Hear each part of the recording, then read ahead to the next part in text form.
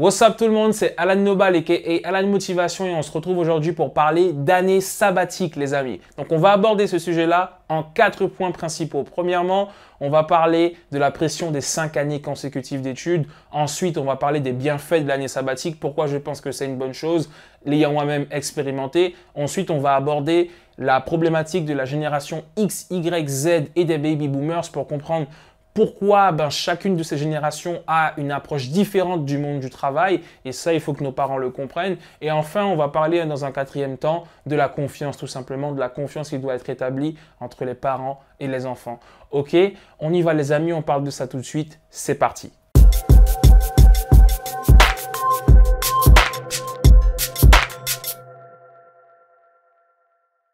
J'ai voulu aborder ce sujet parce que je me souviens de cette fille que j'avais rencontrée lors de ma remise de diplôme pour ma licence. Et en fait, elle m'avait expliqué que ses parents ne voulaient pas qu'elle fasse une année sabbatique parce qu'ils étaient persuadés qu'elle ne reprendrait pas ses études. Et elle m'expliquait qu'elle elle voulait justement faire cette année sabbatique-là. Et c'est pour ça que je voulais parler justement de la pression des 5 années consécutives. Oui, parce que qu'on se le dise ou non, effectivement, il y a une sorte de pression lorsqu'on a fini le baccalauréat. On se dit, bon ben voilà, maintenant, je vais aller faire ma licence, puis je vais enchaîner avec un master et je vais arriver sur le marché du travail et ainsi de suite. Et du coup, à partir du moment où il y a un petit décalage où finalement, non, je vais redoubler, ou je vais me réorienter, ou finalement, je vais faire une pause.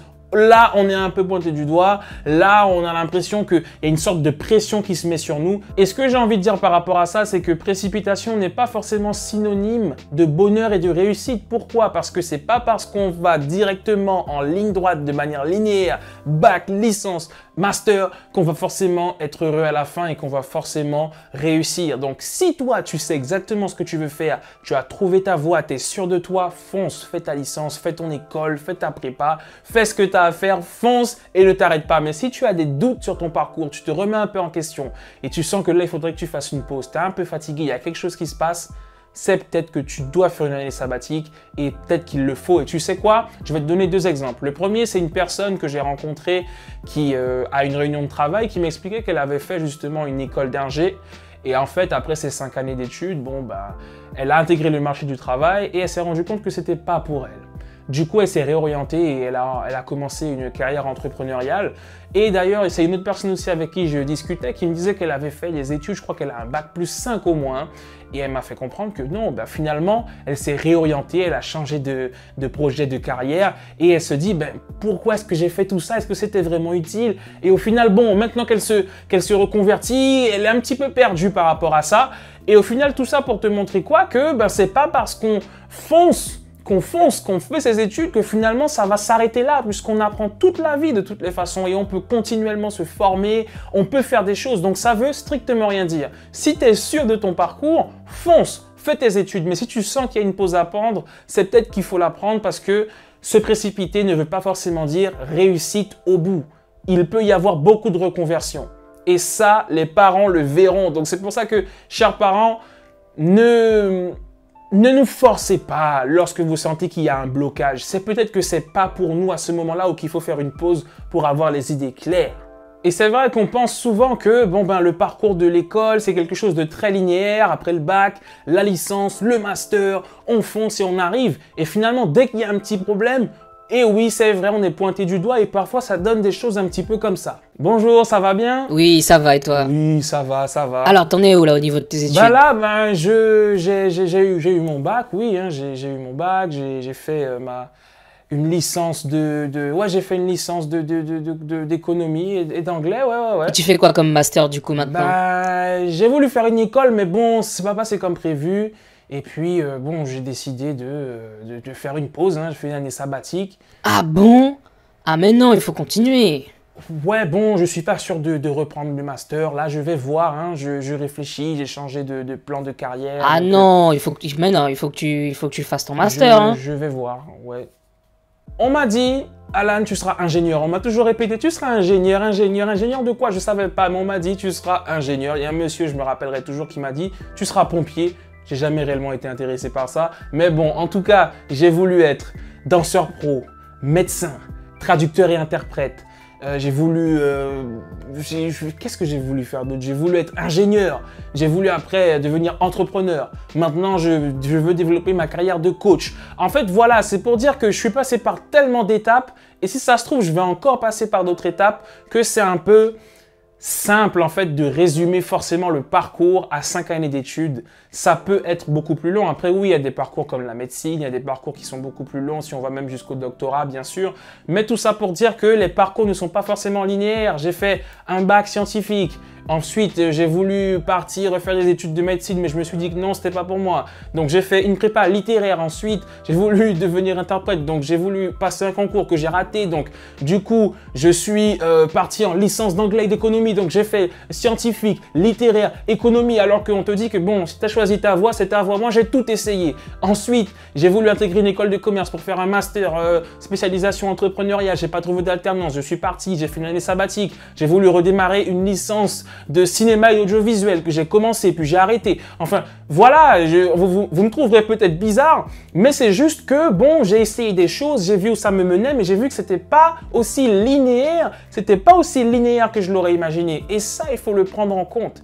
Parce que voilà, ça ne se passe pas forcément toujours comme on l'imaginerait et tout n'est pas aussi linéaire qu'on le voudrait. Donc, chers parents, prenez ça en compte et parfois une pause est bel et bien nécessaire.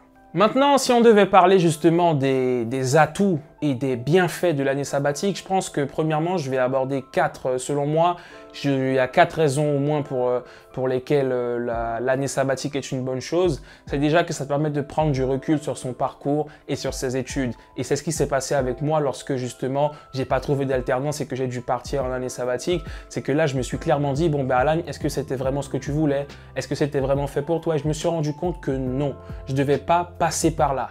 J'avais quelque chose que je devais faire et c'était pas par là que je devais aller. Et le fait de ne pas avoir pu continuer, ça m'a permis de prendre le temps pour réfléchir et me remettre moi-même en question. Parce que parfois, on a tellement le nez dans le guidon qu'on n'a pas le temps de réfléchir à tout ça. D'où l'intérêt de faire une année sabbatique. Et puis, il faut le dire, deuxièmement, je dirais quand même que c'est intéressant puisque ça permet de partir voyager, de travailler. Vraiment, c'est très intéressant. Pourquoi? Parce que bon, moi, j'ai dû travailler, j'ai pas trop eu le choix, mais en tout cas, ça m'a vraiment permis de, quelque part, d'entrer concrètement dans le monde du travail avec, voilà, un petit boulot que je m'étais trouvé. Mais ça m'a permis de travailler pour avoir de l'argent. Et puis, mon année sabbatique m'a aussi permis de partir à l'étranger. Je suis parti à Malaga. Je pense que c'était bien cette année-là. Hein. C'était bien, puisque ouais, c'était 2019, si ma mémoire est bonne, en tout cas, voilà. Mais je suis parti à Malaga, je suis parti à Londres aussi, voir Eric Thomas. Donc, je suis parti aussi en Guyane.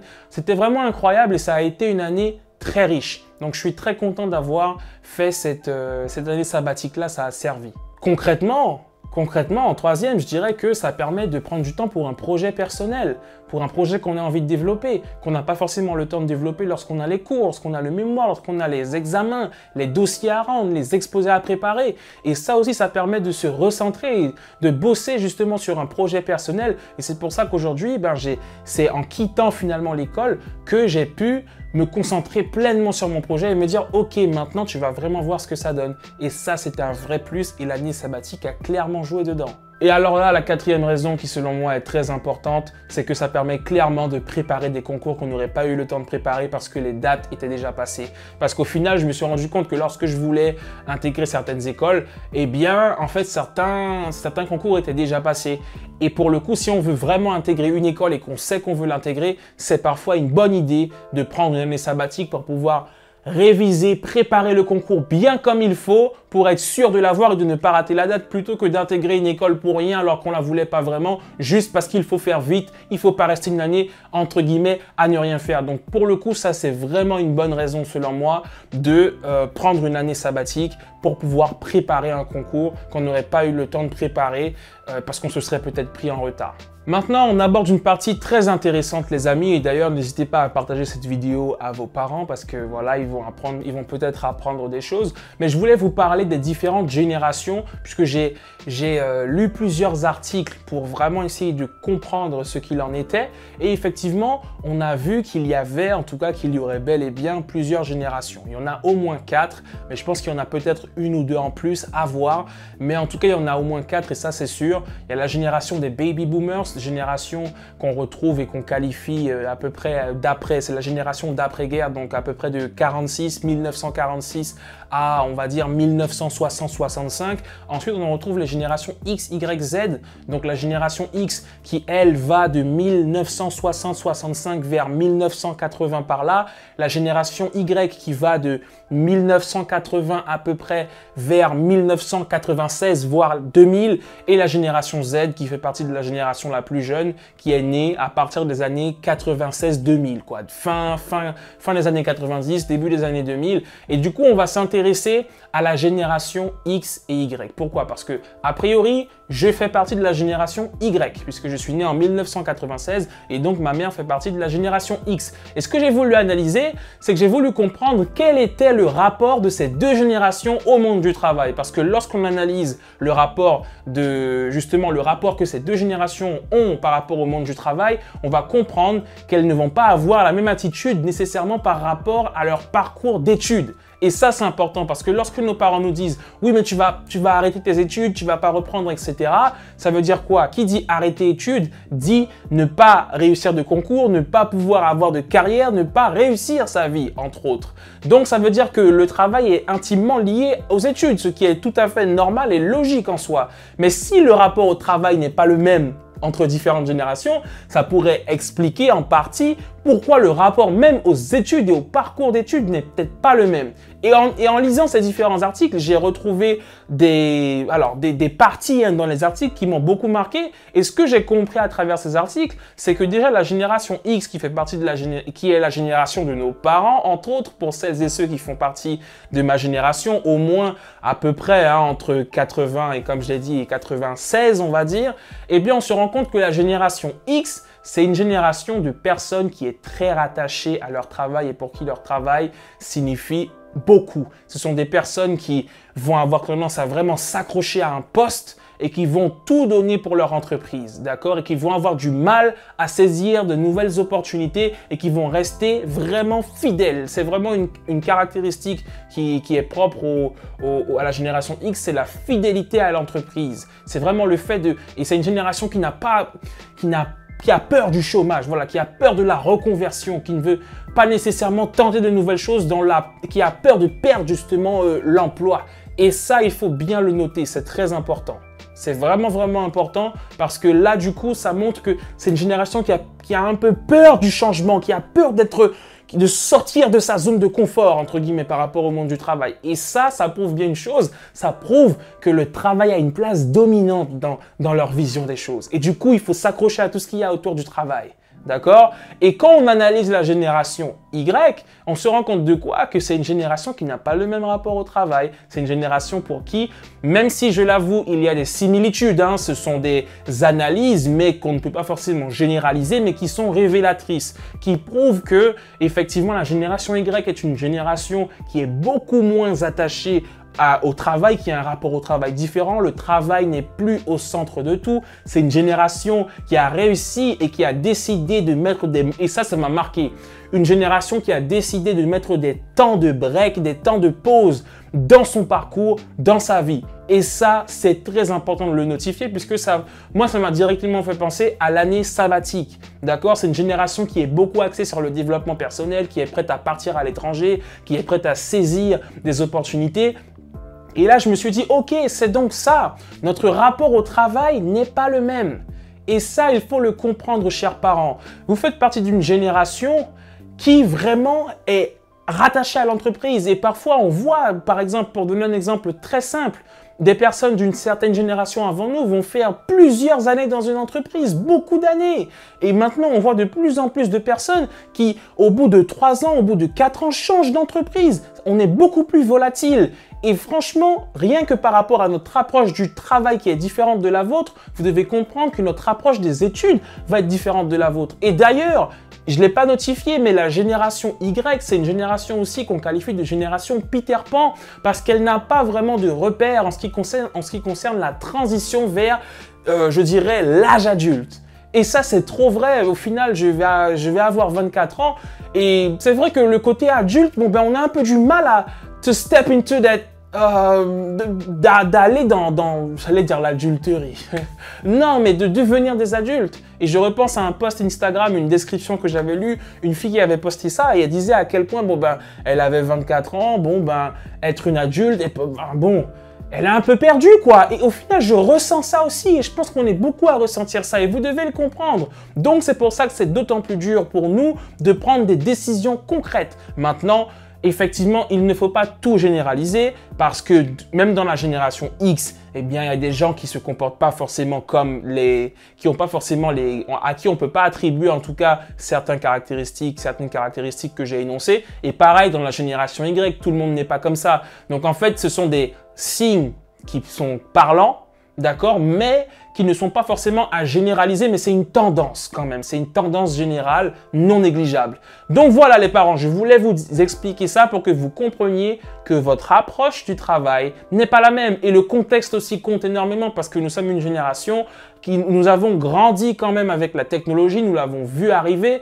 Et ça a complètement changé les rapports aussi au monde du travail. Et vous devez le comprendre et le prendre en compte. Donc l'année sabbatique, les besoins de prendre des pauses, des breaks, le besoin de se développer, de saisir des opportunités, de réfléchir, de se remettre en question, c'est typique à notre génération. D'accord? Et c'est quelque chose qui nous caractérise malgré tout. Et vous, votre volonté de rester accroché à un travail, de vous accrocher au travail, d'être centré dessus, d'être fidèle à l'entreprise et de vous donner au travail, eh bien, même quand finalement le boulot ne vous plaît pas forcément, vous restez par peur de ne pas retrouver un travail, ça, c'est quelque chose qu'on retrouve de moins en moins dans notre génération. D'accord? Donc, c'est pour ça qu'on a un peu de mal à se situer, mais au final, voilà, c'est ce qui est important à comprendre pour que vous puissiez nuancer et comprendre que l'année sabbatique, c'est peut-être quelque chose que vous voyez comme une menace pour vous, avec votre vision, votre paradigme, mais de notre point de vue, c'est tout sauf une mauvaise chose. Et vous devez le prendre en compte pour nous laisser, lorsque c'est nécessaire, faire une année sabbatique. Et pour finir, je voulais vraiment parler de la confiance entre parents et enfants, parce que finalement, lorsqu'on dit à un enfant, à un étudiant, je veux pas que tu fasses une année sabbatique parce que je sais que tu ne reprendras pas tes études ou je pense que tu ne reprendras pas tes études, en fait, ça dépend aussi de la confiance qu'on a envers son enfant. Est-ce que vous nous faites confiance, chers parents? Est-ce que vous nous faites confiance? C'est la question que j'ai envie de vous poser et je pense qu'il faut vraiment fortifier la relation de confiance avec nous, la relation de confiance avec les enfants. Et si toi tu regardes ma vidéo aujourd'hui, que tu es un étudiant, que tu es un peu dans cette situation-là, je pense aujourd'hui sincèrement que c'est à ce niveau-là aussi qu'il faut qu'on travaille avec nos parents, à condition qu'ils le veuillent.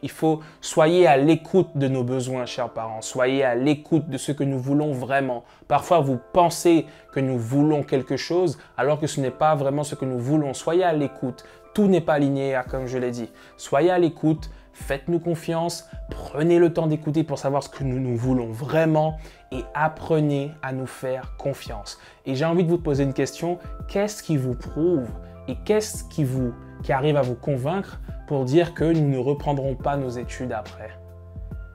Je me suis dit que c'était peut-être parce que vous n'aviez pas confiance en nous, peut-être parce que vous voyez beaucoup de jeunes faire la même chose, peut-être, peut-être pas, ou peut-être parce que vous vous dites qu'à notre place, vous auriez arrêté. Et si c'est ça, ne projetez pas votre vision et les actions que vous auriez vous-même pu avoir dans cette situation sur nous. Laissez-nous prendre des décisions. Accompagnez-nous dans notre prise de décision. Mais ne nous empêchez pas. Et si nous devons tomber, nous nous relèverons. Mais soyez là avec nous pour que nous puissions nous relever et n'oubliez pas que tout n'est pas linéaire. Et qu'on peut parfois finir un master tôt, se reconvertir, refaire des études, changer complètement de parcours, arrêter, faire une année de sabbatique, arrêter les études après, reprendre les études. Tout est possible, mais le plus important, c'est de savoir ce que nous voulons et de suivre le chemin de vie que nous avons décidé de suivre et de prendre des décisions et d'apprendre. C'est tout ce qu'on vous demande, chers parents. Donc, prenez le temps vraiment de nous écouter, de nous comprendre et de nous laisser prendre des décisions. Rien n'est joué. Après 5 ans d'études, rien n'est joué forcément. tout est à faire, tant qu'on est prêt à apprendre et à évoluer dans sa vie. C'est ce que je pense. Alors toi, donne-moi ton avis en commentaire et n'hésite pas à partager cette vidéo-là avec tes parents ou avec une personne qui a besoin de la voir. En tout cas, je pense que c'est très important et je voulais absolument aborder le sujet. C'était Alan Nobal aka Alan Motivation les amis. Si vous avez kiffé cette vidéo, je vous invite à vous abonner à la chaîne. Il y a du contenu le dimanche et le lundi, podcast et vidéos de motivation sur différents sujets.